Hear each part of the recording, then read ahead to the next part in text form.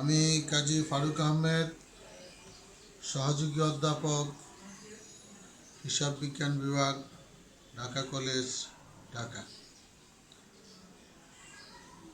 Dhaka college কর্তৃক আয়োজিত virtual ক্লাসে MBA অ্যাকাউন্টিং ছাত্রদের দুর্গাপূজা পরবর্তী শুভেচ্ছা জানিয়ে কর্পোরেট ফিনান্সিয়াল রিপোর্টিংয়ের ক্লাস শুরু করছি। আশা রাখি তোমরা যে যেখানে অবস্থান করছো স্বাস্থ্যবিধি মেনে চলছো এবং বাসায় সবাই ভালো আছো, পড়াশোনা মনোনিবেশ করছো এই প্রত্যাশা করি। তোমাদের সাথে ইতিমধ্যে আমি ক্লাস নিয়েছিলাম যে ইনকাম স্টেটমেন্ট কত রকম হতে পারে, অর্থাৎ components of financial statement. There are so many components of financial statement. Income statement is the one of the most important components of financial statement of a organization. এই income স্টেটমেন্টকে আমরা গত ক্লাসে দেখিয়েছিলাম যে দুইটি ফরম্যাটে করা যায়। One is single step, another is multiple step. Single step হোক মাল্টিপল স্টেপ হোক, আমাদের নিট ইনকামের রেজাল্টটা একই আসবে। আজকে তোমাদের সাথে আমি একটি প্রবলেম ওরিয়েন্টেড একটা ক্লাস করব এবং একটা প্রবলেম সলভ করার চেষ্টা করব। The both method, either is single step আর মাল্টিপল স্টেপ। আমি প্রবলেমটা একটু পড়ি, শোনো। জানা Kingston company has shares of stock outstanding. The company had net sales of টাকা 2,27,80,000 and interest revenue of টাকা 1,03,000 during 2019. Selling expense টাকা 2,80,000, interest expense 45,000, income tax টাকা 63,000, cost of goods sold 14 লক্ষ, অ্যাডমিনিস্ট্রেটিভ এক্সপেন্স 2,12,000। এই ছিল একটা কোম্পানির ডাটা। এই ডাটা থেকে আমাদেরকে প্রস্তুত করতে বলছি prepare a single step and multiple step comprehensive income statement for the year ended December 31, 2019। এই 2019-এর 31 ডিসেম্বরে আমরা একটা ইনকাম স্টেটমেন্ট প্রস্তুত করব। এই কথাগুলো আমি ইতিমধ্যেই তোমাদেরকে বলেছি বিভিন্ন ফর্মে, যে multiple step and single step income statement কীভাবে। আমি তারই একটি নমুনা আজকে দেখব। জানা king star company, Jana Kingstar Company comprehensive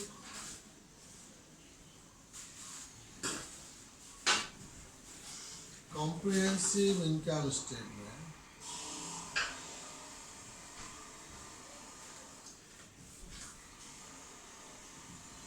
under single step.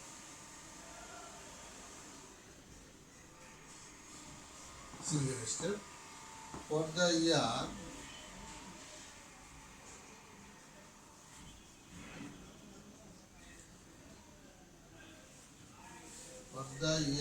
ended December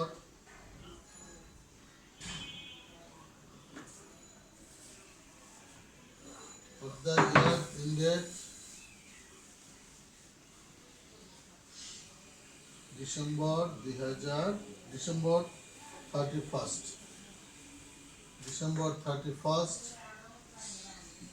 2019। আমি দুটো টাকার গড় কলাম করে নিলাম, দুটো টাকার গড়, টাকা। এখানে আমি লিখব অ্যাকাউন্টস টাইটেল আর পার্টিকুলার্স, অ্যাকাউন্টস টাইটেল আর পার্টিকুলার্স। এখন আমি যে ডাটাগুলো আমাদের সামনে বললাম, ওই ডাটাগুলা বিক্ষিপ্তভাবে পুরা লিটারেচারটার মধ্যে বলা আছে। ওইখানে বলা আছে নিড সেলস দেওয়া আছে, কিন্তু অনেক সময় নিড সেলস দেওয়া থাকবে না, শুধু সেলস দেওয়া থাকবে। সেলসের সাথে কিছু আইটেম যোগ বিয়োগ করে এটাকে নিটে রূপান্তর করতে হবে। এখানে একটা সুবিধা, নিড সেল দেওয়া আছে। তাহলে আমার যেহেতু প্রথমে single step income statement, single স্টেপে তোমাদের যখন আমি এই চ্যাপ্টারটা ডিসক্রাইব করেছিলাম তখন বলেছিলাম সিঙ্গেল স্টেপ মানে এক ধাপ। একটা ধাপ কিভাবে, প্রথম একটা টোটাল রেভিনিউ একত্র করবো, পরে টোটাল এক্সপেন্স একত্র করে জাস্ট ডিফারেন্স করে দেবো, তখন আমাদের নেট ইনকাম চলে আসবে। তাহলে আমার রেভিনিউগুলো কালেক্ট করতে হবে। রেভিনিউগুলো কি আছে, প্রথমে আছে নিট সেলস। নিট সেলস আছে, নিট সেলস কত, নিট সেলস আমার দেওয়া আছে 27,80,000 টাকা।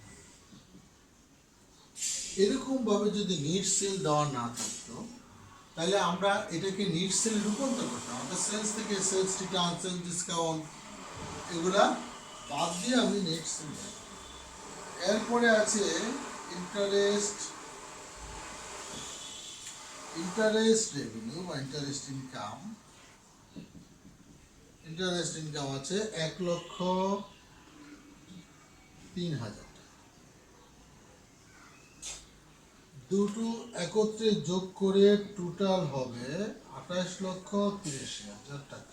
এই যে 28,83,000 এইটা টোটাল রেভিনিউ, এইটা হবে আমার টোটাল রেভিনিউ।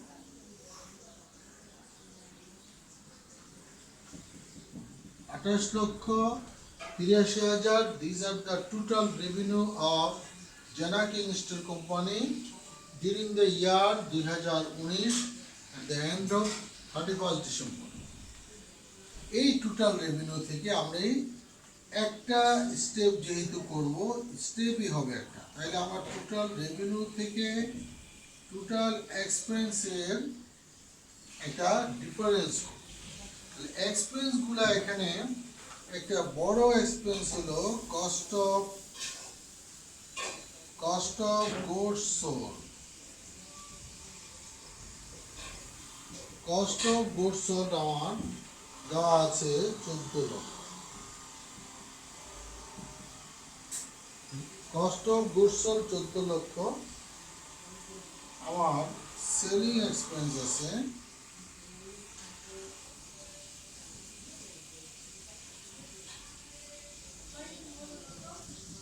সেলিং এক্সপেন্স আছে 2,80,000। অ্যাডমিনিস্ট্রেটিভ এক্সপেন্স আছে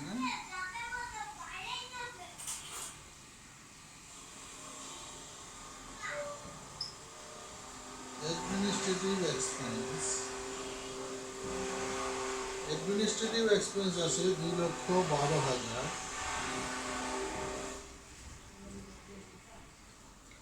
ইন্টারেস্ট এক্সপেন্স আছে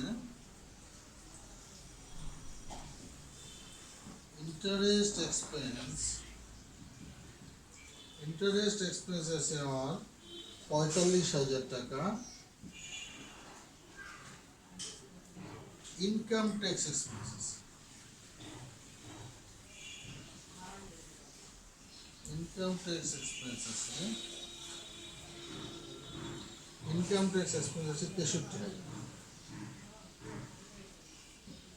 আমি সবগুলা এক্সপেন্স যোগ করে আমি বাইরে যদি বসাই তাহলে আমার হয় 20 লক্ষ টাকা টোটাল এক্সপেন্স।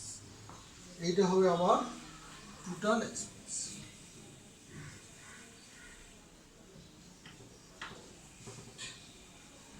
টোটাল এক্সপেন্সেস হলো 20 লক্ষ। যেহেতু এটা সিঙ্গেল স্টেপ, সেই কারণে এখানে আমার অন্য কোনো ক্লাসিফিকেশনের আর সুযোগ নেই।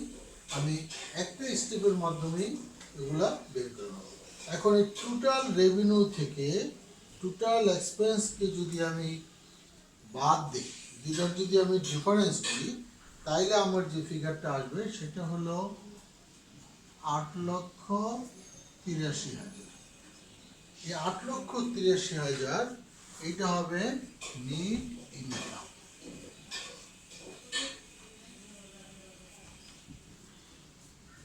Net income, this is the net income. এই যে নেট ইনকামটা আমি এখানে বের করলাম, তাহলে নেট ইনকামটা আমি বের করলাম কিসের ভিত্তিতে? একটা সিঙ্গেল স্টেপ ইনকাম স্টেটমেন্টের মাধ্যমে, যে স্টেপে আমি প্রথম একটা টোটাল রেভিনিউকে আইডেন্টিফাই করেছি, টোটাল রেভিনিউ, তারপরে আমি টোটাল এক্সপেন্সকে একত্রিত করতে পেরেছি, এবং এই দুইটার যে পার্থক্য সেটা হলো আমার নেট ইনকাম। এখন এই কোম্পানিতে আমার শুরুতে বলা ছিল যে এই কোম্পানি এটা কোম্পানি, এবং ইহার শেয়ারের সংখ্যা 10,000 যদি শেয়ারের সংখ্যা হয়, তাহলে আমরা এখন আর্নিংস বের করব। আর্নিংস পার শেয়ার মানে ইপিএস, আর্নিং পার শেয়ার,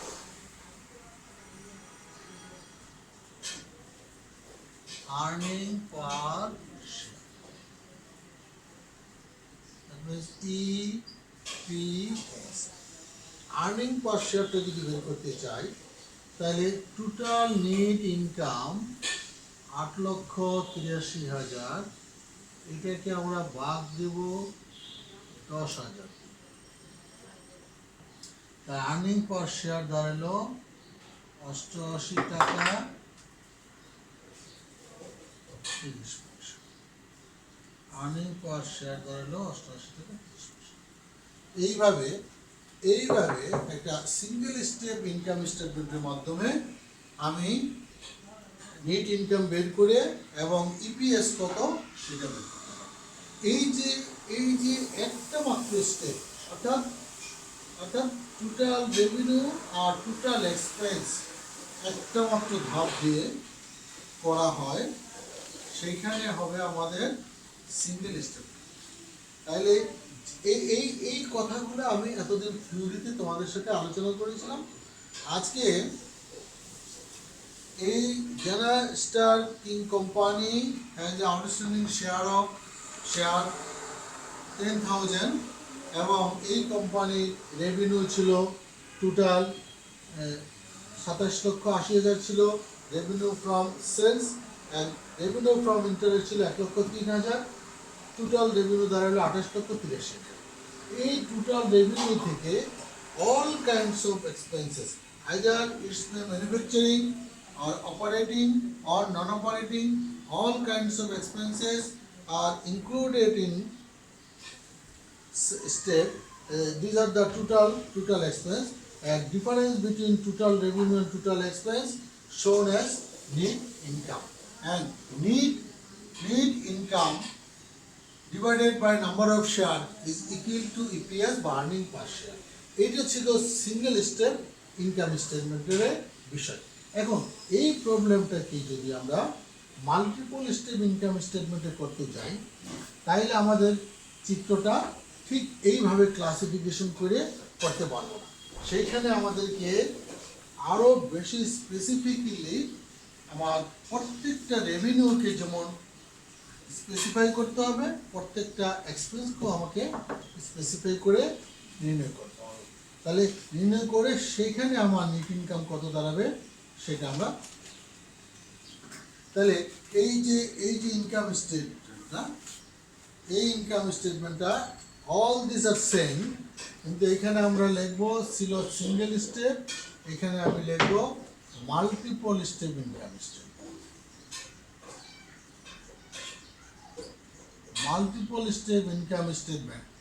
যারা কিংস্টার company comprehensive income statement within bracket a multiple step for the year ended December 31st, 2019. যারা কিংস্টারের 2019 সালের একটা multiple step comprehensive income statement তৈরি করবে। তাহলে কম্প্রিহেন্সিভ এবং মাল্টিপল স্টেপ, আগেরটাও কম্প্রিহেন্সিভ ছিল কিন্তু মাল্টিপল স্টেপ ছিল, এখন মাল্টিপল স্টেপ হলে আমরা ধাপে ধাপে বহু ধাপে অবলম্বন করে আমরা যাব। প্রথমে আমরা লিখব নেট সেল ছিল 27,80,000। এই নেট সেলস থেকে যদি আমি cost of cost of goods sold, cost of goods sold বাদ দেব। কস্ট অফ গুডস সোল্ড 14 লক্ষ বাদ দিলে আমাদের প্রথম যেই ফিগারটা বেরোবে 13,80,000। এইটা আমাকে এই ফিগারটা আমাকে ইন্ডিকেট করে গ্রস প্রফিট। তোমরা খেয়াল করে থাকবে শিক্ষার্থীবৃন্দ, আমরা সিঙ্গেল স্টেপ যখন করেছিলাম তখন এরকম গ্রস প্রফিটের কথা আমরা বলতে পারি, কিন্তু মাল্টিপল স্টেপে প্রথমেই এরকম একটা গ্রস প্রফিট বেরোবে। তার কারণ হলো এই নিট সেলসটা জেনারেট করতে গেলে এর পিছনে যে পরিমাণ ব্যয় হয়েছে, বিহাইন্ড দ্য নিট সেলসের পিছনে যেই পরিমাণ এক্সপেন্স আমি ইনকার করেছি সেই সবগুলো মিলে হলো কস্ট অফ গুডস সোল্ড, এবং এই দুটার ডিফারেন্সটা শো করবে আমার গ্রস প্রফিট। এরপরে আমি এখানে লিখবো অপারেটিং। আগের বার শুধু এক্সপেন্স লিখেছিলাম সিঙ্গেল স্টেপে, কিন্তু এখন আমি লিখবো অপারেটিং এক্সপেন্সেস। এটা বোঝা যাচ্ছে পরিচালনা। আমাদের আলোচ্য অঙ্কে পরিচালনার ব্যয় খুব বেশি নেই, যে কয়টা আছে একটা আছে সেলিং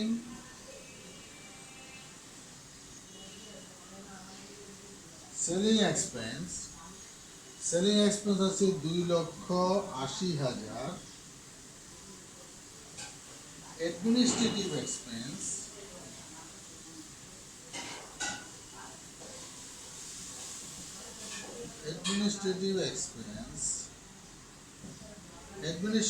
আছে 2,12,000। এই দুইটা মিলে আমার অপারেটিং এক্সপেন্স দাঁড়ালো 4,92,000। গ্রস প্রফিট থেকে যদি অপারেটিং এক্সপেন্স বাদ দিই তাইলে আমার একটা ফিগার শো করবে। এই ফিগারটারও একটি নাম আমি দেব, সেটা আমাদের হবে, যেহেতু অপারেটিং এক্সপেন্স বাদ দেওয়ার পরে ফিগারটা আসছে, তাহলে আমরা সেটা বলতে পারবো operating income. Net operating income.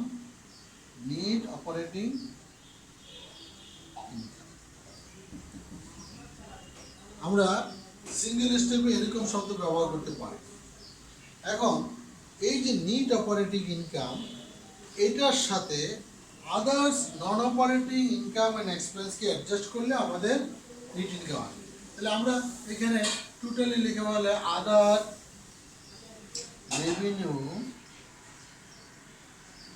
Revenue and gains, অন্যান্য প্রাপ্তি সমূহ বা রাজস্ব। সেটা কি হতে পারে? সেটা ছিল ইন্টারেস্ট রেভিনিউ,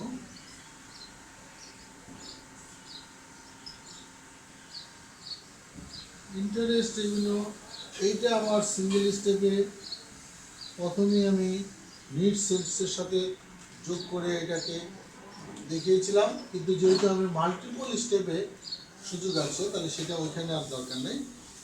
আরেকটা আছে আদার্স এক্সপেন্স এন্ড লসেস, আরেকটা আছে আদার expenses and losses.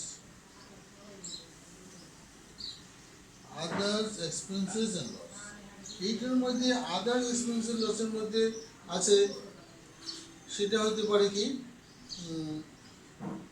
Other expenses লসের মধ্যে আমাদের অঙ্কের মধ্যে বলা আছে এখানে যে ইন্টারেস্ট এক্সপেন্স, এখানে আছে একটা ইন্টারেস্ট এক্সপেন্স।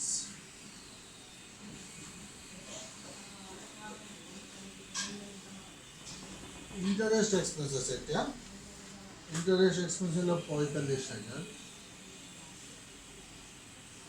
তাহলে আমার টোটাল দাঁড়ালো গিয়ে 58,000 টাকা দাঁড়ালো আমার। এইটা যদি আমি যোগ দিই তাহলে আমার দাঁড়ালো 9,46,000 টাকা। 9,46,000 টাকা it's a net income but before tax. তাহলে আমি লিখতে পারি net income before tax. Tax দেওয়ার পূর্বে আমার নেট ইনকাম দাঁড়ালো 9,46,000 টাকা। এখন প্রচলিত নিয়মে আমাকে ট্যাক্স দিতে হবে। এখন আমি ইনকাম ট্যাক্স দিয়ে দেবো, ইনকাম ট্যাক্স পেড করবো। Income tax expense,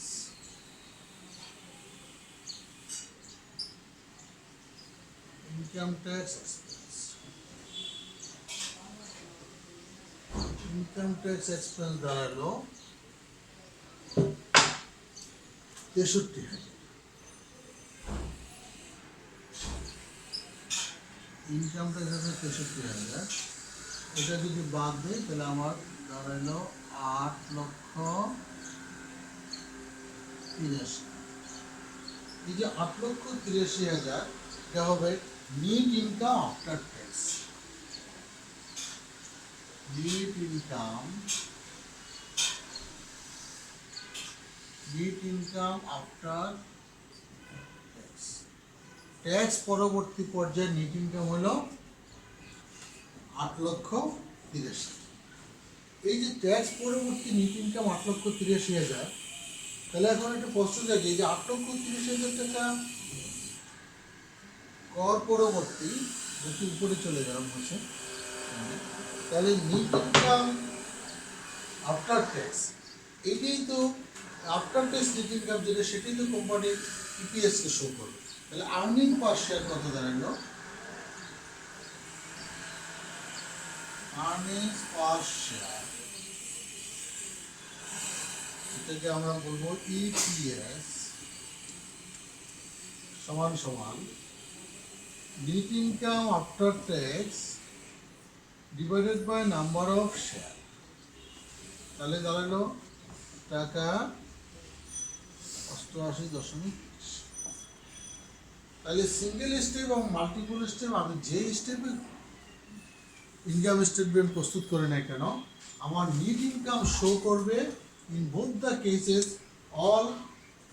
All the time net income shows the same figure and EPS also same. According to single step income statement, EPS has been shown 88.30 taka. The same time in the multiple step income statement, EPS also shown 88.30. তাহলে আমরা single step বা multiple step যেখানেই করি না কেন আমার net ইনকামে কি আসবে? তাহলে ডিফারেন্সটা কোথায় দাঁড়ায়? ডিফারেন্সটা দাঁড়ালো, আমি যখন সিঙ্গেল স্টেপ ইনকাম স্টেটমেন্ট করব তখন আমাদের রেভিনিউগুলো যেমন ক্লাসিফিকেশন করি না, অর্থাৎ রেভিনিউর মধ্যে দুই রকম রেভিনিউ থাকতে পারে, অপারেটিং রেভিনিউ, নন অপারেটিং রেভিনিউ। আবার এক্সপেন্সের মধ্যেও অনেক রকম এক্সপেন্স থাকে, অ্যাডমিনিস্ট্রেটিভ এক্সপেন্স, অপারেটিং এক্সপেন্স, নন অপারেটিং এক্সপেন্স, অপারেটিং ইনকাম, নন অপারেটিং ইনকাম, সেগুলো আমাদের মাল্টিপল। তাহলে মাল্টিপল স্টেপে আমরা প্রত্যেকটা রেভিনিউকে তার অ্যাকর্ডিং টু দেয়ার ক্যারেক্টারিস্টিক আমরা তাকে ভাগ করতে পারি অপারেটিং, নন অপারেটিং হিসাবে। আবার all kinds of expense must be divided in their characteristic like operating expense and non-operating expense. Then shows income before tax. Income before tax, from this figure, if we deduct the income tax, then we have got income after tax. When we get income after tax and this figure is to be divided by number of share, it will be shown as earning per share. তাহলে আমরা শিক্ষার্থীরা, তোমরা আজকে একটা ছোট্ট problem তোমাদের ইতিমধ্যে আমি বলেছিলাম যে আমি তোমাদেরকে ছোট একটি প্রবলেম সলভ করে দেব, তাহলে তোমাদের সিঙ্গেল স্টেপ মাল্টিপল স্টেপ সম্বন্ধে একটা ক্লিয়ার ধারণা হয়ে যাবে। এবং এই যে সিঙ্গেল স্টেপ মাল্টিপল স্টেপ আমি এতদিন থিওরিটিক্যাল কথা বলেছিলাম, আজকে এটা প্র্যাকটিক্যাল অ্যাপ্রোচের মাধ্যমে তোমাদের কাছে বিষয়টা সুস্পষ্ট হলো আশা রাখি। আমি পরবর্তী ক্লাসে তোমাদের সাথে একটি আরও একটি বড় প্রবলেম নিয়ে, এটা হইতে পারে সিঙ্গেল স্টেপ, হইতে পারে মাল্টিপল স্টেপ, এর সাথে আমাদের স্টেটমেন্ট অফ ফিনান্সিয়াল পজিশন অর্থাৎ ব্যালেন্স শিটে কীভাবে দাঁড়াবে সেই অবস্থা করে আর একটা কমপ্লিট প্রবলেম নিয়ে তোমাদেরকে আমি পরের ক্লাসে সাহায্য করব। আজকে তোমাদের এই প্যান্ডামিকের যুগে বাসায় অবস্থান করছো জানি, সবাই সবার জন্য দোয়া করবে, আমরাও দোয়া করি তোমরা যেন অচিরেই ক্লাসে ফিরে আসো। আর সবার সুস্বাস্থ্য কামনা করি এবং স্বাস্থ্যবিধি মেনে বাসায় অবস্থান করবে এবং পাশাপাশি পড়াশোনা চর্চা চালিয়ে যাবে, কারণ আমাদের বিশ্বাস যে পরিস্থিতি স্বাভাবিকের দিকে যখন যাবে বিশ্ববিদ্যালয় কলেজগুলো খোলার সাথে সাথে তোমাদের হয়তো পরীক্ষায় বসতে হবে। এই কারণে আমাদের ভার্চুয়াল ক্লাস সিস্টেমের ব্যবস্থা। এই ভার্চুয়াল ক্লাস সিস্টেম আমাদের ঢাকা কলেজের সম্মানিত অধ্যক্ষ প্রফেসর নেহাল আহমেদের স্যার সারা বাংলাদেশে যে আলোড়ন সৃষ্টি করেছে ভার্চুয়াল ক্লাসের মাধ্যমে, তোমরা সেই আলোচনায় এবং সেই প্রশংসার তোমরাও দাবিদার, কারণ তোমরাই সবার আগে এই ভার্চুয়াল ক্লাসের পার্টিসিপেন্ট এবং আমরা হইলাম তার সবার আগে এই ভার্চুয়াল ক্লাস সিস্টেমের ফ্রন্ট লাইনার। যাই হোক, আমরা সম্মিলিতভাবে এই ভার্চুয়াল ক্লাস সিস্টেমকে সাকসেসফুল করার চেষ্টা করে দিচ্ছি এবং সারা দেশব্যাপী যাতে এটা বিস্তার লাভ করে এই প্রত্যাশা করি। তোমাদের সবার সুস্বাস্থ্য কামনা করে আজকে কর্পোরেট ফিনান্সিয়াল রিপোর্টিংয়ের ক্লাস এখানে শেষ করছি। ধন্যবাদ সবাইকে।